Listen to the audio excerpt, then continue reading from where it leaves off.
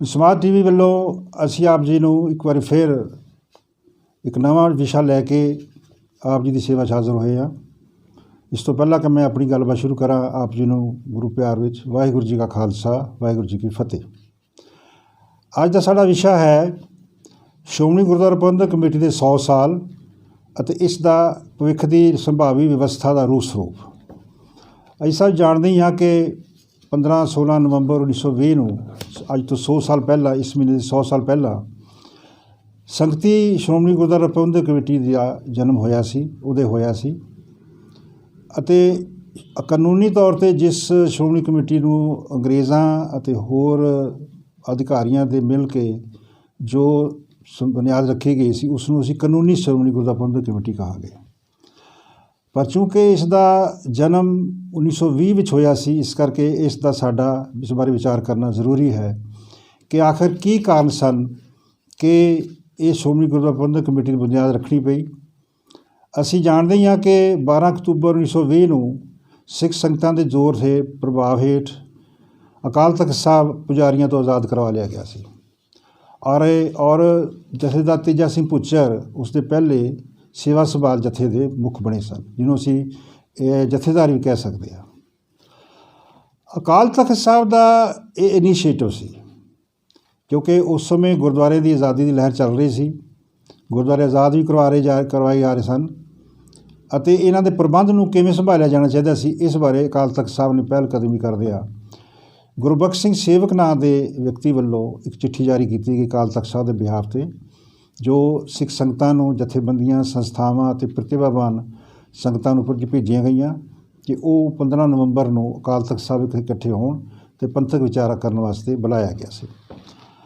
ਇਹ ਜੋ original SGPC ਸੀ, ਇਹਨੂੰ ਸੰਗਤਾਂ ਨੇ ਮਿਲ ਕੇ ਬਣਾਇਆ ਸੀ। ਕਾਫੀ ਚਰਚਾ ਹੋਈ। ਸਾਰੇ ਉਸ ਸਮੇਂ ਦੇ ਹਾਲਾਤ ਮੁਤਾਬਕ 15 ਤੇ 16 ਤਰੀਕ ਨੂੰ ਇਸ ਬਾਰੇ ਵਿਚਾਰ ਹੋਇਆ ਔਰ ਫਿਰ 175 ਮੈਂਬਰੀ ਸ਼੍ਰੋਮਣੀ ਕਮੇਟੀ ਦੀ ਬੁਨਿਆਦ ਰੱਖੀ ਗਈ। ਇਸ ਦੀ ਫਿਰ 12 ਦਸੰਬਰ 1920 ਨੂੰ ਇਸ ਦਾ ਪਹਿਲੀ ਮੀਟਿੰਗ ਹੋਈ, ਜਦੋਂ ਅਕਾਲੀ ਦਲ ਦੀ ਬੁਨਿਆਦ ਵੀ ਸ਼੍ਰੋਮਣੀ ਗੁਰਦੁਆਰਾ ਪ੍ਰਬੰਧਕ ਕਮੇਟੀ ਨੇ ਦੇ ਔਰ ਅਕਾਲ ਤਖ਼ਤ ਸਾਹਿਬ ਦੀ ਪਹਿਲ ਕਦਮੀ 'ਤੇ ਅਕਾਲੀ ਦਲ ਦੀ ਬੁਨਿਆਦ ਰੱਖੀ ਗਈ ਸੀ। ਇਸ ਦਾ ਭਾਵ ਸਪਸ਼ਟ ਹੈ ਕਿ ਅਕਾਲੀ ਦਲ ਅਤੇ ਸ਼੍ਰੋਮਣੀ ਗੁਰਦੁਆਰਾ ਪ੍ਰਬੰਧਕ ਕਮੇਟੀ ਦੀ ਪਹਿਲਾਂ ਬੁਨਿਆਦ ਰੱਖੀ ਗਈ।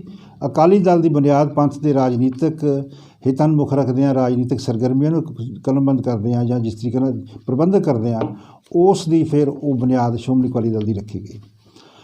ਅੱਜ ਸਾਡੇ ਸਾਹਮਣੇ ਮੁੱਦਾ ਬੜਾ ਸਪਸ਼ਟ ਹੈ ਕਿ ਅੱਜ ਜਦੋਂ 15-16 ਨਵੰਬਰ ਨੂੰ 2020 ਨੂੰ ਸ਼੍ਰੋਮਣੀ ਗੁਰਦੁਆਰਾ ਪ੍ਰਬੰਧਕ ਕਮੇਟੀ, ਅਕਾਲੀ ਦਲ, ਅਕਾਲ ਤਖ਼ਤ ਸਾਹਿਬ, ਹੋਰ ਸਾਰੀਆਂ ਸਿੱਖ ਸੰਗਤਾਂ ਇਸ ਦਾ 100 ਸਾਲਾ ਦਿਵਸ ਮਨਾਉਣ ਜਾ ਰਹੀਆਂ ਨੇ, ਤਾਂ ਸਾਨੂੰ ਸੋਚਣਾ ਪਏਗਾ ਕਿ 1920 ਦੇ ਵਿੱਚ ਸ਼੍ਰੋਮਣੀ ਗੁਰਦੁਆਰਾ ਪ੍ਰਬੰਧਕ ਕਮੇਟੀ ਅੱਗੇ ਕੀ ਤਰਜੀਹਾਂ ਸਨ, ਕੀ ਹਾਲਾਤ ਸਨ ਉਦੋਂ, ਅਤੇ ਹੁਣ ਦੇ ਕੀ ਹਾਲਾਤ ਨੇ।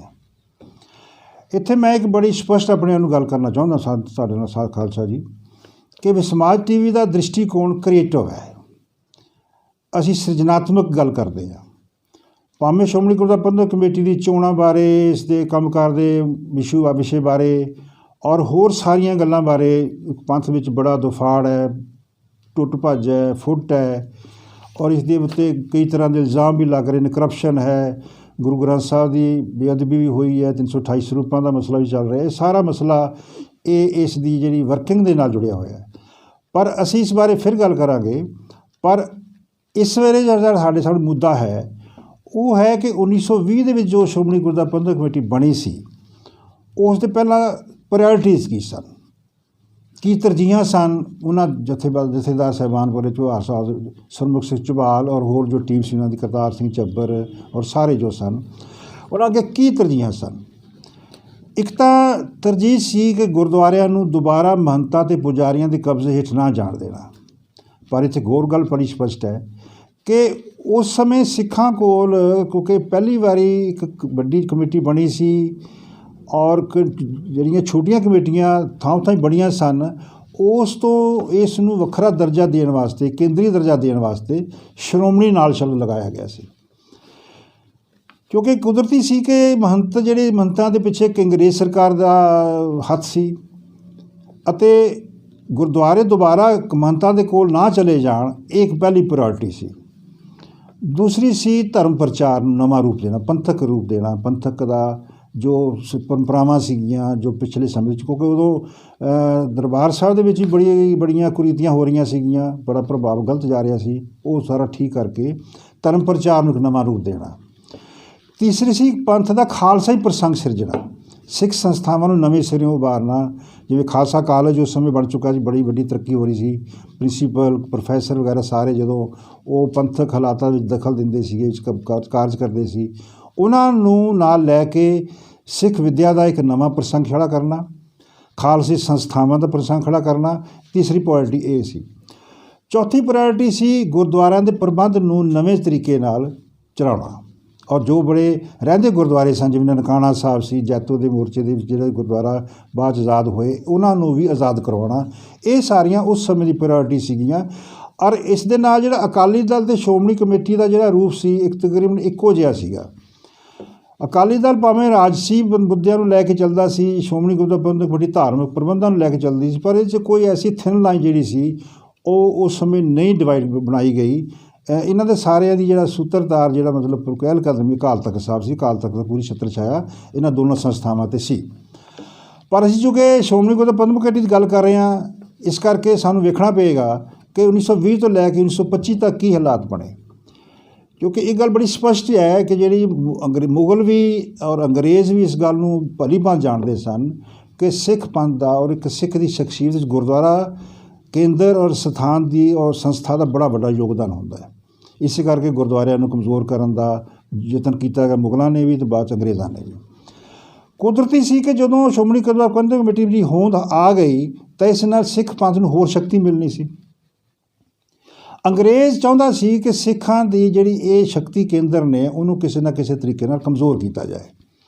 ਇਸ ਕਰਕੇ ਉਹਨਾਂ ਨੇ ਗਾਹੇ ਬਗਾਹੇ ਇਹਨਾਂ ਨੂੰ ਆਪਣੇ ਕੰਟਰੋਲ 'ਚ ਲੈਣ ਦਾ ਯਤਨ ਕੀਤਾ।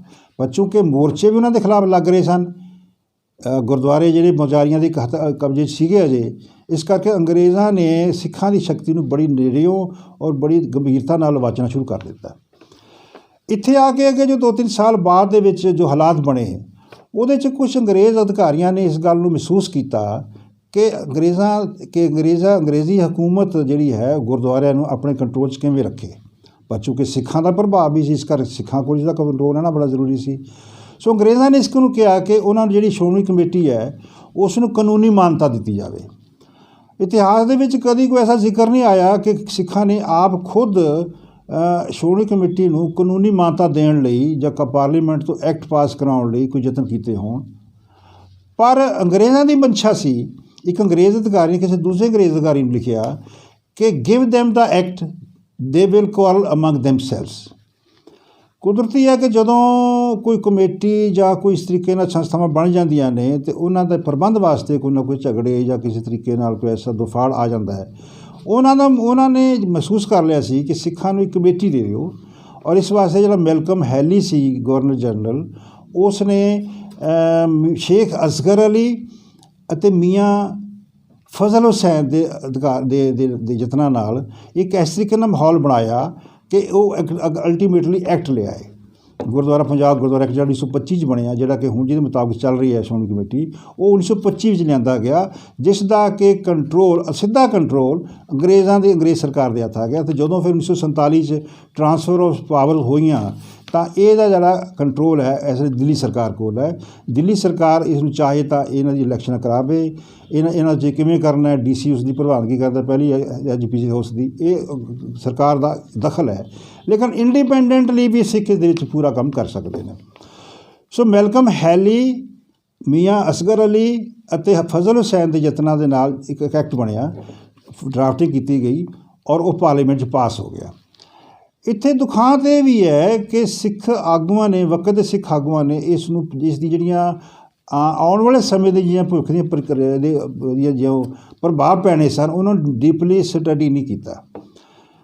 ਕਮੇਟੀ ਦੇ ਗੁਰਦੁਆਰਿਆਂ ਨੂੰ ਕਾਨੂੰਨੀ ਮਾਨਤਾ ਮਿਲ ਜਾਏ ਔਰ ਉਸ ਦੇ ਵਿੱਚ ਸ਼ਕਤੀ ਦੇ ਇੱਕ ਕੇਂਦਰ ਬਣ ਜਾਣ, ਇਸ ਕਾਹਲੀ ਵਿੱਚ ਉਸ ਸਮੇਂ ਦੇ ਜਿਹੜੇ ਪ੍ਰਮੁੱਖ 3 ਆਗੂ ਸੀਗੇ, ਬਾਬਾ ਹਰਕਿਸ਼ਨ ਸਿੰਘ ਔਰ ਸਰਦਾਰ ਬਹਾਦਰ ਮਹਿਤਾਬ ਸਿੰਘ ਅਤੇ ਪ੍ਰਿੰਸੀਪਲ ਤੇਜਾ ਸਿੰਘ, ਇਹਨਾਂ ਨੇ ਇਸ ਗੱਲ ਨੂੰ ਸਟੱਡੀ ਤਾਂ ਕੀਤਾ ਸੀ। ਇਸ ਵਿੱਚ ਇਤਿਹਾਸ ਆਉਂਦਾ ਹੈ, ਕਸ਼ਮੀਰਾ ਸਿੰਘ ਦੀ ਪੁਸਤਕ ਦੇ ਵਿੱਚ ਆਉਂਦਾ ਜ਼ਿਕਰ ਕਿ ਉਹਨਾਂ ਨੇ ਇਸ ਗੱਲ ਨੂੰ ਇਹ ਸਮਝਦੇ ਹੋਏ ਕਿ ਭਾਵੇਂ ਇਹਦਾ ਨਾਲ ਨੁਕਸਾਨ ਹੋਏਗਾ ਪਰ ਫਿਰ ਵੀ ਇਹ ਸਾਨੂੰ ਸਵੀਕਾਰ ਕਰ ਲੈਣਾ ਚਾਹੀਦਾ ਤਾਂ ਕਿ ਸਾਡੇ ਗੁਰਦੁਆਰਿਆਂ ਦਾ ਪ੍ਰਬੰਧ ਔਰ ਇਸ ਤਰੀਕੇ ਨਾਲ ਜਿਹੜਾ ਧਰਮ ਪ੍ਰਚਾਰ ਨੂੰ ਜਿਹੜਾ ਸਾਡਾ ਇੱਕ ਯਤਨ ਕਿ ਹੋ ਰਿਹਾ ਉਹ ਜਾਰੀ ਰੱਖੇ। ਸੋ ਮੈਂ ਸਮਝਦਾ ਕਿ ਜੋ 1925 20 ਤੋਂ 25 ਤੱਕ ਜੋ ਹਾਲਾਤ ਬਣੇ ਅੱਜ ਜੋ 2020 ਦੇ ਵਿੱਚ ਅਸੀਂ ਇਸ ਨੂੰ ਡਿਸਕਸ ਕਰ ਰਹੇ ਹਾਂ ਔਰ ਹੋਰ ਅਗਲੇ 4-5 ਸਾਲ ਇਸ ਬਾਰੇ ਗੱਲ ਚੱਲੀ ਗਈ ਤਾਂ ਸਾਨੂੰ ਇਸ ਦੇ ਜਿਹੜੇ ਨੁਕਸਾਨ ਕੀ ਹੋਏ ਕਮੇਟੀ ਬਣਨ ਦੇ ਔਰ ਇਹਦੇ ਲਾਭ ਕੀ ਹੋਏ ਇਸ ਬਾਰੇ ਉਡਵੀ ਝਾਤ ਮਾਰਨੀ ਪਏਗੀ।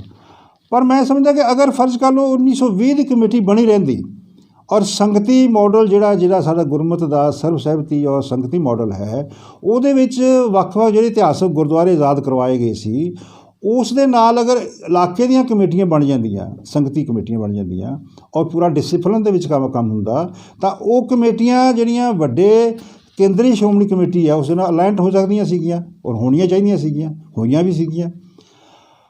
ਪਰ ਉਸ ਵੱਲ ਅਸੀਂ ਧਿਆਨ ਨਾ ਦਿੰਦੇ ਹੋਏ 1925 ਦੀ ਕਮੇਟੀ ਨੂੰ ਮੁੱਖ ਮਾਨਤਾ ਦਿੰਦੇ ਹਾਂ। 1920-25 ਨੂੰ ਮਨਾਇਆ ਵੀ ਜਾਏਗਾ ਪਰ ਫਿਰ ਵੀ ਸਾਨੂੰ ਵੇਖਣਾ ਪਏਗਾ ਕਿ ਇਹ ਜੋ 100 ਸਾਲ ਦਾ ਪਿਛਲਾ ਜੋ ਇਸ ਦਾ ਸਫ਼ਰ ਨਿਕਲਿਆ ਹੈ ਉਹਦੀ ਕੀ ਪ੍ਰਾਪਤੀਆਂ ਕੀਤੀਆਂ। ਅਕਾਲ ਤਖਤ ਸਾਹਿਬ ਦੀ ਮੈਂ ਸਮਝਦਾ ਇੱਥੇ ਵੱਡੀ ਜ਼ਿੰਮੇਵਾਰੀ ਬਣਦੀ ਹੈ ਕਿ ਗੁਰਬਾਣੀ ਵਿੱਚ ਵੀ ਆਉਂਦਾ ਕਿ ਕਿਆ ਤਾਂ ਖੱਟਿਆ ਕਹਾਂ ਗਵਾਇਆ ਕਿ 100 ਸਾਲ ਦੇ ਵਿੱਚ ਅਸੀਂ ਕੀ ਪ੍ਰਾਪਤੀਆਂ ਕੀਤੀਆਂ ਅਤੇ ਕੀ ਇਸ ਦਾ ਅੱਜ ਦੇ ਸਮੇਂ 'ਚ ਨੁਕਸਾਨ ਹੋਇਆ ਅੱਜ ਦੇ ਸਮੇਂ ਤੱਕ ਅਤੇ ਇਸ ਦਾ ਅੱਗੇ ਆਉਣ ਵਾਲੇ ਸਮੇਂ ਦੇ ਵਿੱਚ ਕੀ ਭਵਿੱਖ ਹੈ ਕੀ ਰੂਪ ਸਰੂਪ ਹੋਵੇ ਤਾਂ ਕਿ ਨਵੰਬਰ 2120 ਨੂੰ ਜੋ ਸਮਾਂ ਆਏਗਾ 100 ਸਾਲ ਬਾਅਦ ਔਰ ਉਸ ਦੌਰਾਨ 2069 ਵਿੱਚ ਖਾਲਸਾ ਪੰਥ ਨੇ ਗੁਰੂ ਨਾਨਕ ਦੇਵ ਜੀ ਦਾ ਪ੍ਰਕਾਸ਼ ਦਿਹਾੜਾ ਵੀ ਮਨਾਉਣਾ ਹੈ ਉਸ ਬਾਰੇ ਔਰ 100 ਸਾਲ ਦਾ ਪੂਰਾ ਏਜੰਡਾ ਕੀ ਹੋਵੇ ਮੈਂ ਸਮਝਦਾ ਕਿ ਇਸ ਬਾਰੇ ਸਾਨੂੰ ਵਿਚਾਰ ਕਰਨੀ ਚਾਹੀਦੀ। ਇਸ ਬਾਰੇ ਅਸੀਂ ਆਉਣ ਵਾਲੇ ਸਮੇਂ 'ਚ ਵੀ ਟੌਪਿਕ ਨਵੇਂ ਲੈ ਕੇ ਆਵਾਂਗੇ ਪਰ ਅਜੇ ਸ਼ੁਰੂਆਤ ਕਰ ਰਹੇ ਹਾਂ ਕਿਉਂਕਿ ਇੱਕ ਪਾਸੇ ਪੰਜਾਬ ਦੇ ਵਿੱਚ ਕਿਸਾਨ ਆਪਣੇ ਸੰਘਰਸ਼ ਲੜ ਰਹੇ ਨੇ ਔਰ ਹੋਰ ਜੋ ਜਥੇਬੰਦੀਆਂ ਸਰਕਾਰ ਖਿਲਾਫ ਆਪਣੇ ਤਰੀਕੇ ਨਾਲ ਵੱਖ-ਵੱਖ ਮੁੱਦਿਆਂ ਨੂੰ ਮੁੱਖ ਰੱਖ ਕੇ ਸੰਘਰਸ਼ ਚੱਲ ਰਿਹਾ ਹੈ ਤਾਂ ਸਾਡੇ ਸਾਹਮਣੇ ਬੜਾ ਜ਼ਰੂਰੀ ਹੈ ਖਾਲਸਾ ਜੀ ਕਿ ਅਸੀਂ ਇਸ SGPC ਦਾ ਵੀ ਇਸ ਪੱਖੋਂ ਵਿਚਾਰ ਕਰੀਏ ਕਿ ਜੋ ਸਾਡੀ ਇੱਕ ਸ਼ਕਤੀ ਕੇਂਦਰ ਬਣ ਗਿਆ ਜੋ ਸਾਡਾ ਇੱਕ ਤਰ੍ਹਾਂ ਚੁਣਿਆ ਹੋਇਆ ਹਾਊਸ ਹੈ ਜਿਸ ਤਰ੍ਹਾਂ ਵੀ ਚੋਣ ਹੋ ਕੇ ਆਉਂਦੀ ਹੈ ਇਹ 100 ਸਾਲ ਬਾਅਦ ਦੀ ਕੀ ਸਥਿਤੀ ਹੈ।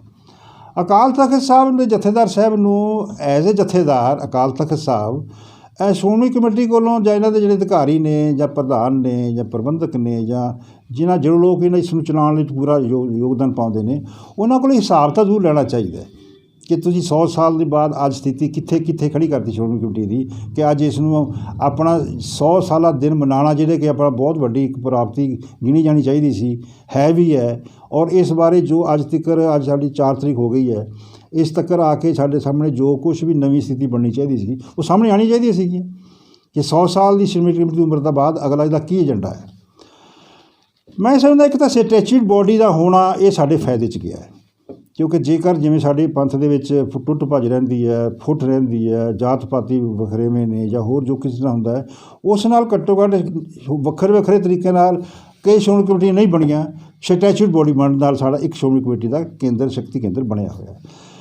ਦੂਸਰਾ ਮੈਂ ਸਮਝਦਾ ਕਿ ਜਿਵੇਂ ਇਤਿਹਾਸਕਾਰ ਖਾਸ ਤੌਰ 'ਤੇ ਇੰਦਰ ਭੂਸ਼ਣ ਬੈਂਜਰ ਜੀ ਲਿਖਦੇ ਨੇ ਕਿ ਗੁਰੂ ਅਮਰਦਾਸ ਜੀ ਨੇ ਜਿਸ ਤਰੀਕੇ ਨਾਲ ਸਿੱਖ ਪੰਥ ਦਾ ਸਾਰਾ ਸਿਸਟਮ ਖੜ੍ਹਾ ਕੀਤਾ ਮਸੰਦ ਪ੍ਰਥਾ ਸ਼ੁਰੂ ਕੀਤੀ ਉਸ ਨਾਲ ਇੱਕ ਮੁਗਲ ਸਟੇਟ ਦੇ ਅੰਦਰ ਇੱਕ ਨਵੀਂ ਸਟੇਟ ਬਣ ਗਈ ਜਿਸ ਨੂੰ ਉਹ ਇੰਪੀਰੀਅਮ ਵਿਦਨ ਇੰਪੀਰੀਓ ਕਹਿੰਦੇ ਨੇ।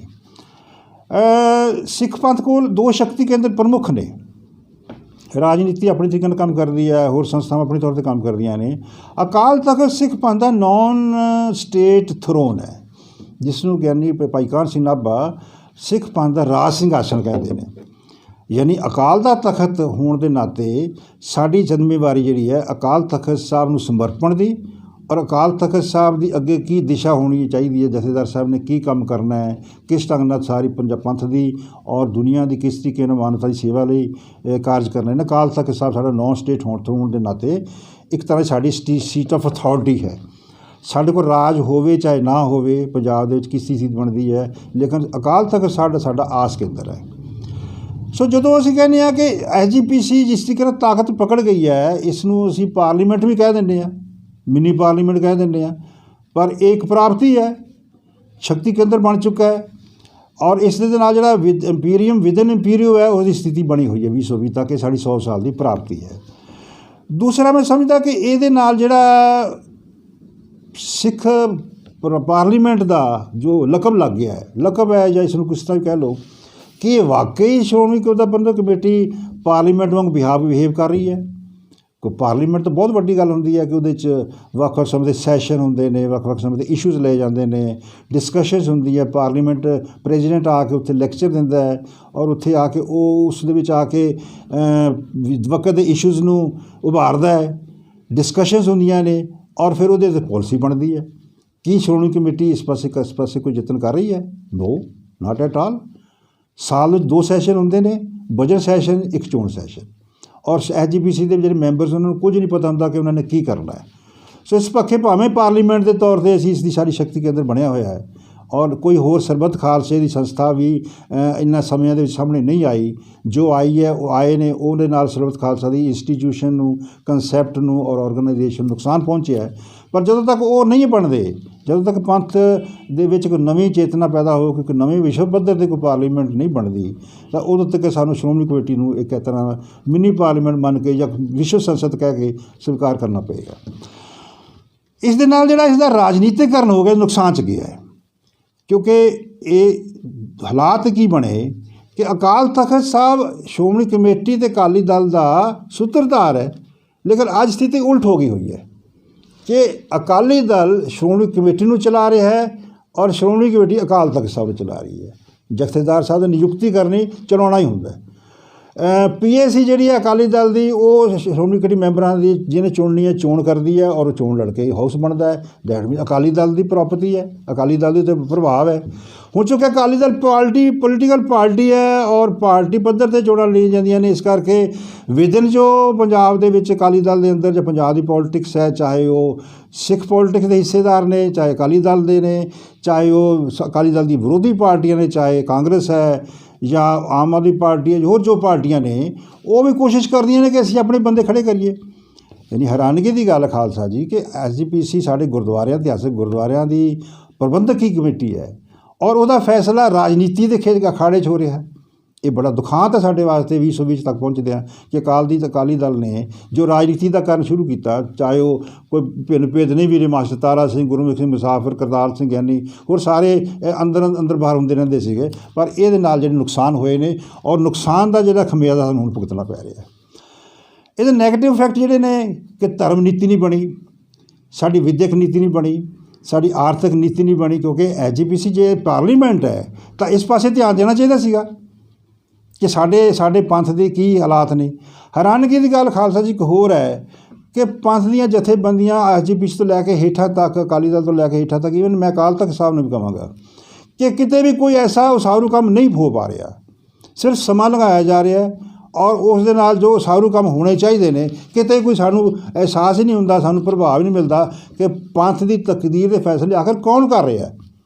ਕਿ ਜਥੇਦਾਰ ਅਕਾਲ ਤਖਤ ਸਾਹਿਬ ਕਰ ਰਹੇ ਨੇ, 5 ਪਿਆਰੇ ਸਿੰਘ ਸਾਹਿਬਾਨ ਕਰ ਰਹੇ ਨੇ, SGPC ਦਾ ਅੰਤਰ ਕਮੇਟੀ ਕਰਦੀ ਹੈ, ਅਕਾਲੀ ਦਲ ਦੀ PAC ਕਰਦੀ ਹੈ, ਦੂਜੇ ਜਿਹੜੇ ਵਿਰੋਧ ਵੀ ਖੜੇ ਅਕਾਲੀ ਦਲ ਉਹ ਫੈਸਲਾ ਕਰਦੇ ਨੇ। ਕੌਣ ਸਾਡੀ ਤਕਦੀਰ ਦਾ ਫੈਸਲਾ ਕਰਦਾ ਹੈ?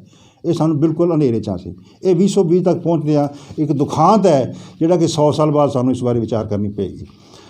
ਸੋ ਇਸ ਵਾਸਤੇ ਜ਼ਰੂਰੀ ਹੈ ਕਿ ਕੀ ਕੀਤਾ ਜਾਏ। ਹਾਲਾਤ ਤੁਹਾਡੇ ਸਾਹਮਣੇ ਨੇ, ਧਰਨੇ ਲੱਗ ਰਹੇ ਨੇ ਔਰ ਕਈ ਤਰ੍ਹਾਂ ਦੇ ਹੋਰ ਵਿਰੋਧ ਵਿਖਾਵੇ ਹੋ ਰਹੇ ਨੇ ਔਰ ਇਹਦੇ ਵਿੱਚ ਪੂਰੀ ਸਾਰੀ ਜਿਹੜੀ SGPC ਲੀਡਰਸ਼ਿਪ ਹੈ ਉਹ ਡਿਫੈਂਸ 'ਤੇ ਆਈ ਹੋਈ ਹੈ, ਰੱਖਿਆਤਮਕ ਹੈ। ਉਹਨਾਂ ਨੂੰ ਜਵਾਬ ਨਹੀਂ ਆਉਣਦਾ ਕਿ ਕੀ ਜਵਾਬ ਦਈਏ। ਅਕਾਲ ਤਖਤ ਸਾਹਿਬ ਅੱਗੇ ਪਿਛਲੇ ਮਹੀਨੇ ਸਾਰੀ ਸਮੁੱਚੀ ਕਮੇਟੀ ਨੂੰ ਪੇਸ਼ ਹੋਣਾ ਪਿਆ। ਸੋ ਸਾਰੇ ਜਾਣਦੇ ਹੋ ਤੁਸੀਂ, ਉਸ ਪਾਸੇ ਮੈਂ ਸਮਾਂ ਨਹੀਂ ਲਗਾਵਾਂਗਾ। ਮੈਂ ਸਮਝਦਾ ਕਿ ਇਸ ਵੇਲੇ ਜੋ 2020 ਦੀ ਜੋ ਸਥਿਤੀ ਹੈ ਉਹ ਬੜੀ ਗੰਭੀਰ ਹੈ। ਆਖਰ ਲਾਭਾਂ ਦੇ ਨਾਲ ਨੁਕਸਾਨ ਵੀ ਹੋ ਗਏ, ਨੁਕਸਾਨ ਜ਼ਿਆਦਾ ਹਾਵੀ ਹੋ ਰਹੇ ਨੇ, ਲਾਭ ਕਿਤੇ ਨਜ਼ਰ ਨਹੀਂ ਆਉਂਦੇ। ਤਾਂ ਇਸ ਤੋਂ ਅੱਗੇ ਕਿਵੇਂ ਵਧਿਆ ਜਾਏ, what are the solution. Smart TV ਕੋਲ ਇਸ ਬਾਰੇ ਕੀ ਸੁਜੈਸ਼ਨਸ ਨੇ? ਮੈਂ ਸਮਝਦਾ ਕਿ 2020 ਤੋਂ ਬਾਅਦ ਅਗਰ SGPC ਨੇ ਅਗਲਾ ਸਫ਼ਰ ਜਿਵੇਂ ਵੀ ਕਰਨਾ ਹੈ ਤਾਂ ਉਸ ਵਾਸਤੇ ਇਹਨੂੰ ਵੱਡਾ ਸੁਧਾਰਾਂ ਦਾ ਜਿਹੜਾ ਪ੍ਰੋਜੈਕਟ ਹੈ ਲਿਆਉਣਾ ਪਏਗਾ, ਸੁਧਾਰਾਂ ਦਾ ਪੂਰਾ ਇੱਕ ਏਜੰਡਾ ਲਿਆਉਣਾ ਪਏਗਾ। ਉਸ ਵਾਸਤੇ ਮੈਂ ਆਪਣੀ ਕਿਤਾਬ ਅਕਾਲ ਤਖਤ ਸਾਹਿਬ ਦੇ ਪੰਥਕ ਸਰੋਕਾਰ ਦੇ ਵਿੱਚ, ਜਿਹੜੀ ਕਿ ਮੇਰੀ 2014 'ਚ ਆਈ ਸੀ, ਇਹ 'ਚ ਪੂਰਾ ਮੈਂ ਖਾਕਾ ਦਿੱਤਾ ਕਿ ਕਿਸ ਢੰਗ ਦੇ ਨਾਲ ਸੁਧਾਰ ਲਿਆਂਦੇ ਜਾਣ। ਕਿਉਂਕਿ ਜਦੋਂ ਵੀ ਕੋਈ ਸਥਿਤੀ ਨਵੀਂ ਬਣਦੀ ਹੈ, ਸਮਾਂ ਜੋ ਮੰਗ ਕਰਦਾ ਹੈ, ਉਸ ਵਾਸਤੇ ਸੁਧਾਰ ਲਿਆਉਣੇ ਚਾਹੀਦੇ ਨੇ। ਸੋ ਸਭ ਤੋਂ ਪਹਿਲਾਂ ਮੈਂ ਇਹਦੇ ਵਾਸਤੇ ਮੈਂ ਇੱਕ ਫਿਰ ਟਾਪਿਕ ਤੁਹਾਨੂੰ ਲੈ ਕੇ ਆਵਾਂਗਾ ਕਿ ਇਹ ਸੁਧਾਰਾਂ ਦਾ ਕੀ ਖਾਕਾ ਹੋਵੇ। मैं समझदा कि ਇਹਦੇ ਵਾਸਤੇ मैं कुछ ਸਿਰਲੇਖ रूप ਵਿੱਚ ਗੱਲ ਕਰਾਂਗਾ। ਸੋ ਪਹਿਲਾ ਹੈ ਗੁਰਦੁਆਰਾ ਸੰਸਥਾ ਦਾ ਸੁਧਾਰ। ਗੁਰਦੁਆਰਾ ਸੰਸਥਾ ਸਾਡੀ ਕੇਂਦਰ ਰੀੜ੍ਹ ਦੀ ਹੱਡੀ ਹੈ ਸਾਡੀ। ਉਹਦੇ ਸਮਾਜ ਭਲਾਈ ਸੰਸਥਾ ਦੇ ਰੂਪ ਵਿੱਚ ਕੀ ਰੋਲ ਅਦਾ ਹੋਵੇ, ਕੀ ਰੋਲ ਅਦਾ ਕਰੇ ਗੁਰਦੁਆਰਾ ਸੰਸਥਾ, ਇਸ ਬਾਰੇ ਸ਼੍ਰੋਮਣੀ ਗੁਰਦੁਆਰਾ ਪ੍ਰਬੰਧਕ ਕਮੇਟੀ ਨੂੰ ਇੱਕ ਵੱਡੇ ਸੁਧਾਰਾਂ ਦਾ ਏਜੰਡਾ ਲਿਆਉਣਾ ਚਾਹੀਦਾ ਹੈ। ਦੂਸਰਾ ਹੈ ਉਦੇਸ਼ਾਤਮਕ ਸੁਧਾਰ। ਉਦੇਸ਼ਾਤਮਕ ਸੁਧਾਰਾਂ ਦੇ ਵਿੱਚ ਰਾਜਨੀਤੀ ਦਾ ਵੀ ਜ਼ਿਕਰ ਵਿੱਚ ਹੈ, ਜਿਹੜੇ 1975 ਦੇ ਵਿੱਚ ਐਜੀਪੀਸੀ ਨੇ ਫਿਕਸ ਕੀਤੇ। ਰਾਜਨੀਤੀ ਤੁਸੀਂ ਬਾਹਰ ਨਹੀਂ ਕਰ ਸਕਦੇ, ਕੋਈ ਸਾਡੀ ਸ਼ਕਤੀ ਕੇਂਦਰ ਐਜੀਪੀਸੀ ਹੈ। ਰਾਜਨੀਤੀ ਦੇ ਵਿੱਚ ਕੀ ਸੁਧਾਰ ਲਿਆਂਦੇ ਜਾਣ, ਇਸ ਵਾਸਤੇ ਸ਼੍ਰੋਮਣੀ ਕਮੇਟੀ ਇੱਕ ਪਹਿਲ ਕਦਮੀ ਕਰੇ। ਚੋਣ ਸੁਧਾਰ ਕਿਵੇਂ ਹੋਣ ਕਿ ਕਿ ਜਿਵੇਂ ਚੋਣਾਂ ਦੇ ਵਿੱਚ ਜਿਵੇਂ ਰਾਜਨੀਤਿਕ ਚੋਣਾਂ ਹੁੰਦੀਆਂ ਨੇ ਉਸ ਤਰ੍ਹਾਂ ਨਾਲ ਚੋਣਾਂ ਨਾ ਹੋਣ, ਪਰ ਇਸ ਐਕਟ ਦੀ ਮੰਗ ਅਨੁਸਾਰ ਅਗਰ ਫਜ਼ਲ ਹਰ ਹਲਕੇ ਦੇ ਵਿੱਚ ਸੰਗਤਾਂ ਆਪਣੇ ਤੌਰ 'ਤੇ ਇਕੱਠੀਆਂ ਹੋ ਕੇ ਕਿਸੇ ਨਾਮਵਰ ਸ਼ਖਸੀਅਤ ਦਾ ਨਾਂ ਜਾ ਕੇ ਪੇਸ਼ ਕਰ ਦਿੰਦੀਆਂ ਨੇ SDM ਕੋਲ ਫਿਕਸ ਰੀ 'ਤੇ, ਔਰ ਉਸ ਦੇ ਖਿਲਾਫ ਕੋਈ ਹੋਰ ਬੰਦਾ ਅਗਰ ਕਾਗਜ਼ ਨਹੀਂ ਭਰਦਾ ਤਾਂ ਉਹਨੂੰ ਬਿਨਾਂ ਮੁਕਾਬਲੇ ਚੁਣਿਆ ਜਾ ਸਕਦਾ ਹੈ। ਚੋਣ ਸੁਧਾਰ ਦਾ ਰੂਪ ਹੈ। ਇਹਦੇ ਧਾਰਮਿਕ ਸੁਧਾਰ, ਧਰਮ ਪ੍ਰਚਾਰਕਾਂ ਦੀ ਤਿਆਰੀ ਦਾ ਸੁਧਾਰ, ਪ੍ਰਬੰਧਕੀ ਸੁਧਾਰ, ਕਿਉਂਕਿ ਪ੍ਰਬੰਧ ਵਿੱਚ ਬੜਾ ਪ੍ਰੋਬਲਮਸ ਆ ਗਈਆਂ ਹੋਈਆਂ ਨੇ। ਕਈ ਤਰ੍ਹਾਂ ਦੇ ਸੈਕਟਰੀ ਨੇ, ਕਈ ਤਰ੍ਹਾਂ ਦੀ ਹੋਰ ਕਰਪਸ਼ਨਸ ਨੇ। ਜਿਹੜੀ ਹੈ ਇਹ ਪ੍ਰਬੰਧਕੀ ਸੁਧਾਰ ਲਿਆਉਣ ਦੀ ਬੜੀ ਵੱਡੀ ਜ਼ਰੂਰਤ ਹੈ। ਆਰਥਿਕ ਸੁਧਾਰ ਕੀ ਲਿਆਂਦੇ ਜਾਣ, ਕਿਉਂਕਿ ਆਰਥਿਕ ਸੋਮਿਆਂ ਜੋ ਜਿਵੇਂ ਅਸੀਂ ਟੈਕਸ ਦਿੰਦੇ ਹਾਂ ਸਰਕਾਰ ਨੂੰ, ਉਹ ਟੈਕਸ ਕਿਵੇਂ ਇਸਤੇਮਾਲ ਕਰਦੀ ਹੈ ਸਰਕਾਰੀ ਤੰਤਰ ਜਾਣਦਾ। ਅਸੀਂ ਸ਼ਰਧਾ ਵਸ ਜੋ ਗੁਰੂ ਅੱਗੇ ਦਿੰਦੇ ਹਾਂ, ਆਪਣੀ ਸੇਵਾ ਦਿੰਦੇ ਹਾਂ ਜਾਂ ਆਪਣਾ ਨਜ਼ਰਾਨਾ ਪੇਸ਼ ਕਰਦੇ ਹਾਂ, ਸੇਵਾ ਕਰਦੇ ਹਾਂ, ਉਹਦਾ ਕਿਵੇਂ ਇਸਤੇਮਾਲ ਕੀਤਾ ਜਾਂਦਾ SGP ਸਭ ਜਵਾਬ ਦੇਵੇ ਸਾਨੂੰ। ਸਿਹਤ ਸੇਵਾਵਾਂ ਸੰਬੰਧੀ ਸੁਧਾਰ, ਕਿਉਂਕਿ ਗੁਰਦੁਆਰਾ ਜਿਹੜੀ ਵਿਆਖਿਆ ਗਿਆਨੀ ਕਾਹਨ ਸਿੰਘ ਨਾਭਾ ਨੇ ਕੀਤੀ ਹੈ ਉਹਦੇ ਮੁਤਾਬਕ ਇਹ ਸਾਰੀ ਚੀਜ਼ਾਂ ਵਿੱਚ ਆਉਂਦੀਆਂ ਨੇ ਕਿ ਇਹ ਜਗਿਆਸੂ ਲਈ ਵਿਦਿਆ ਕੇਂਦਰ ਹੈ, ਧਰਮ ਪ੍ਰਚਾਰ ਕੇਂਦਰ ਹੈ, ਸਿਹਤ ਸੇਵਾਵਾਂ ਹੈਗੇ, ਸ਼ਫਾਖਾਨਾ ਹੈ, ਔਰ ਇਹ ਯਾਤਰੂਆਂ ਲਈ ਇਹ ਰਹਿਣ ਦਾ ਸਥਾਨ ਹੈ। ਸੋ ਮੈਂ ਸਮਝਦਾ ਕਿ ਗੁਰਦੁਆਰੇ ਦੀ ਜੋ ਵਿਆਖਿਆ ਗਿਆਨੀ ਉਹ ਕੰਪਲੀਟ ਹੈ। ਉਸ ਮੁਤਾਬਕ ਜੋ ਸੁਧਾਰ ਲਿਆਂਦੇ ਜਾਣੇ ਚਾਹੀਦੇ ਨੇ, ਇਸ ਵਾਸਤੇ ਇੱਕ ਨਵੀਂ ਸ਼ੁਰੂਆਤ ਕੀਤੀ ਜਾਵੇ। 100 ਸਾਲਾ ਪ੍ਰਬੰਧਕ ਦੇ ਅਸੀਂ 2018 ਦੇ ਵਿੱਚ ਵੱਖਰਾ ਪੈਂਫਲੇਟ ਛਾਪੇ ਲਿਆ ਸੀ, ਜਿਹੜਾ ਤੁਹਾਨੂੰ ਦਿਖਾਵਾਂਗੇ। ਉਹਦੇ ਵਿੱਚ ਅਸੀਂ ਪੂਰਾ ਖਾਕਾ ਤਿਆਰ ਕੀਤਾ ਸੀ, 2020 ਤੱਕ ਦਾ ਵਿਜ਼ਨ ਵੀ ਦਿੱਤਾ ਸੀ। ਪਰ ਦੁਖਾਂਤ ਹੈ ਕਿ ਅਸੀਂ ਡੂੰਗਰ ਸਾਹਿਬ ਨੂੰ ਦਿੱਤਾ, ਉਦੋਂ ਹਰਚਰਨ ਸਿੰਘ ਸੈਕਟਰੀ ਹੁੰਦੇ ਸੀ, ਉਹਨਾਂ ਨੂੰ ਦਿੱਤਾ। ਸਾਡੀ ਇੱਛਾ ਸੀ ਕਿ ਅੰਤਰ ਕਮੇਟੀ 'ਚ ਉਹ ਸੁਧਾਰਾਂ ਦਾ ਜਿਹੜਾ ਏਜੰਡਾ ਸੀ ਰੱਖਿਆ ਜਾਂਦਾ। ਅੰਤਰ ਕਮੇਟੀ ਉਸ ਨੂੰ ਅਡੋਪਟ ਕਰਕੇ 2-3 ਸਾਲ ਦੇ ਵਿੱਚ ਇੱਕ ਤਰ੍ਹਾਂ ਦਾ ਖਾਕਾ ਤਿਆਰ ਕੇ ਆਉਣ ਵਾਲੇ ਸਮੇਂ 'ਚ ਜੋ ਸੁਧਾਰਾਂ ਦੀ ਰੂਪਰੇਖਾ ਤਿਆਰ ਕੀਤੀ ਜਾਣੀ ਸੀ ਉਹਨੂੰ ਅੱਗੇ ਲਾਗੂ ਕਰਦਾ। ਪਰ ਅੱਜ ਤੱਕ ਨਹੀਂ ਹੋਇਆ, ਕਿਉਂਕਿ ਹਾਲਾਤ ਹੀ ਨਹੀਂ ਐਸੇ ਬਣੇ। ਸੋ ਮੈਂ ਸਮਝਦਾ ਕਿ ਅਸੀਂ ਇਹ ਸਮਾਰਟ TV ਵੱਲੋਂ, ਭਾਈ ਗੁਰਦਾਸ ਇੰਸਟੀਚਿਊਟ ਐਡਵਾਂਸ ਸਿੱਖ ਸਟੱਡੀਜ਼ ਵੱਲੋਂ ਬੜਾ ਯਤਨ ਕੀਤਾ ਹੈ, ਕਰ ਰਹੇ ਹਾਂ ਕੰਮ। ਲਗਾਤਾਰ ਕਿਤਾਬਾਂ ਦੇ ਰੂਪ ਵਿੱਚ ਅਸੀਂ ਆਪਣੇ ਪੰਥ ਨੂੰ ਦਿਸ਼ਾ ਦੇਣ ਦਾ ਯਤਨ ਕਰ ਰਹੇ ਹਾਂ। ਪਰ ਇਸ ਵੇਲੇ ਮੌਕਾ ਆ ਗਿਆ ਕਿ ਜੋ ਵੀ ਇਸ ਵੇਲੇ ਆਉਣ ਵਾਲੇ ਸਮੇਂ 'ਚ ਨਵੇਂ ਪ੍ਰਬੰਧਕ ਆਉਣ, ਪ੍ਰਧਾਨ ਆਉਣ, ਇਹਦਾ ਗੈਰ ਰਾਜਨੀਤੀਕਰਨ ਦੀਆਂ ਚੋਣਾਂ ਹੋਣ। ਸ਼੍ਰੋਮਣੀ ਕਮੇਟੀ ਆਪ ਹੀ ਚੋਣਾਂ ਕਰਾਵੇ, ਇਸਦੀਆਂ ਇਲੈਕਸ਼ਨ ਕਮਿਸ਼ਨ ਆਪਣਾ ਫਿਕਸ ਕਰ ਲਵੇ, ਹੋਰ ਬੜਾ ਕੁਛ ਕੀਤਾ ਜਾ ਸਕਦਾ। ਪਰ ਜੋ ਵੀ ਹੈ, ਜਿਵੇਂ ਵੀ ਇਹਦੇ ਵਿੱਚ ਚੋਣਾਂ ਕਿਵੇਂ ਲੜੀਆਂ ਜਾਣਗੀਆਂ, ਇਸ ਵਾਸਤੇ ਜਦੋਂ ਇਹ ਇਲੈਕਸ਼ਨ ਕਮਿਸ਼ਨ ਜਿਹੜਾ ਚਾਰਜ ਲੈ ਲਏਗਾ, ਉਸ ਤੋਂ ਬਾਅਦ ਜੋ ਚੋਣਾਂ ਦਾ ਰੂਪਰੇਖਾ ਕੀ ਬਣੇ, ਇਸ ਦੇ ਵਿੱਚ ਕਿਸ ਤਰੀਕੇ ਨਾਲ ਸੁਧਾਰ ਲਿਆਂਦੇ, ਇਸ ਬਾਰੇ ਅਸੀਂ ਅਗਲੀ ਟੌਪਿਕ ਗੱਲ ਕਰਾਂਗੇ। ਸੋ ਮੈਂ ਇੱਥੇ ਆਪਣੀ ਗੱਲ ਨੂੰ ਸਮਾਪਤ ਕਰਨ ਦੀ ਕੋਸ਼ਿਸ਼ ਕਰਾਂਗਾ ਕਿ ਸੁਧਾਰ ਲਿਆਂਦੇ ਜਾਣ, ਇਹ ਸੋਲੂਸ਼ਨ ਹੈ। ਆਉਣ ਵਾਲੇ 10-20 ਸਾਲ ਦੇ ਵਿੱਚ, 50 ਸਾਲ ਦੇ ਵਿੱਚ ਕਿਸ ਢੰਗ ਨਾਲ ਸ਼੍ਰੋਮਣੀ ਕਮੇਟੀ ਇੱਕ ਨਵੇਂ ਰੂਪ ਸਾਹਮਣੇ ਆਵੇ, ਔਰ 2120 ਦੇ ਵਿੱਚ ਕਿਵੇਂ ਇੱਕ ਪੰਥ ਦੀ ਵੱਡੀਆਂ ਪ੍ਰਾਪਤੀਆਂ ਕਰਕੇ ਇੱਕ ਨਵਾਂ ਇਤਿਹਾਸ ਸਿਰਜੇ, ਮਿੱਥ ਕੇ ਇਤਿਹਾਸ ਸਿਰਜਣਾ ਚਾਹੀਦਾ ਹੈ, ਤਾਂ ਕਿ ਅਸੀਂ ਪੰਥ ਦੀ ਔਰ ਗੁਰੂ ਮਹਾਰਾਜ ਦੀ ਜੋ ਬਖਸ਼ਿਸ਼ ਹੈ ਉਸ ਨੂੰ ਪ੍ਰਾਪਤ ਕਰ ਸਕੀਏ। ਔਰ ਇਸ ਤਰ੍ਹਾਂ ਸ਼੍ਰੋਮਣੀ ਕਮੇਟੀ ਸਾਡੀ ਨਵੇਂ ਰੂਪ ਵਿੱਚ, ਨਵੇਂ ਏਜੰਡੇ ਦੇ ਮੁਤਾਬਕ 2120 ਤੱਕ ਨਵਾਂ ਸਫ਼ਰ ਤੈਅ ਕਰ ਸਕੇ। ਇਹ ਨਿਸ਼ਚਿਤ ਪ੍ਰਵਾਨ ਕਰੋ। ਵਾਹਿਗੁਰੂ ਜੀ ਕਾ ਖਾਲਸਾ, ਵਾਹਿਗੁਰੂ ਜੀ ਕੀ ਫਤਿਹ।